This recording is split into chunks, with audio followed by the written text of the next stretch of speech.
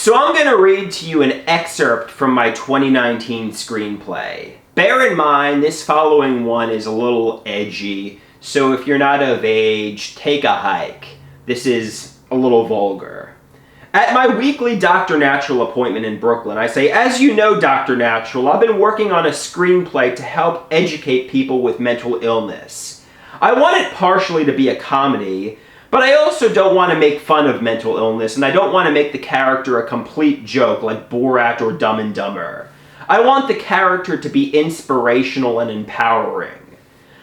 Dr. Natural says, "Several years ago with my son, when my son was younger, he convinced me that all the kids were watching Borat. So I took him to see the movie. I was horrified.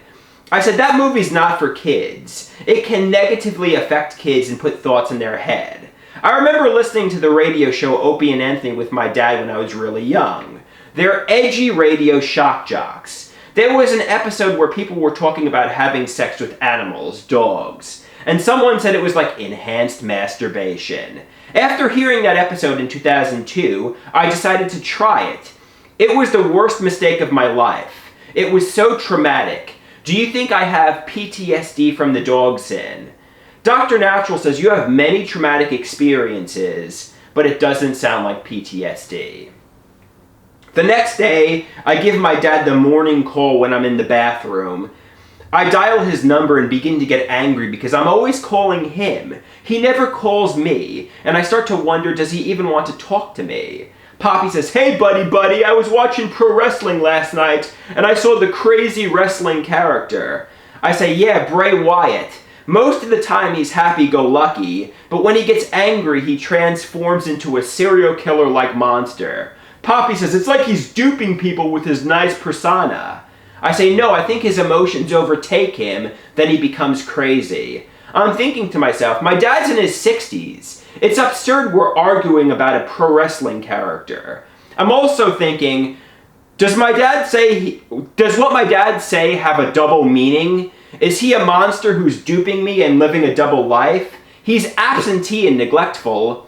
I say to my dad, "Sunday's your birthday, Dad. Can we get Rodizio from the restaurant?" He says, "I don't know, buddy. It's $35 per person. Why don't we get a slice of pizza instead?"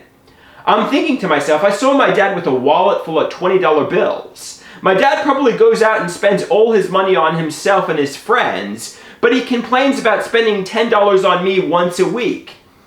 My thoughts and emotions overtake me like a tsunami. I go to a Dr. Natural appointment later that day. I say, "Hey, Dr. Natural, I'm starting to believe my father sexually abused and raped me as a child. Maybe it's a metaphor like you say. Maybe it's frustrations and disappointment with him.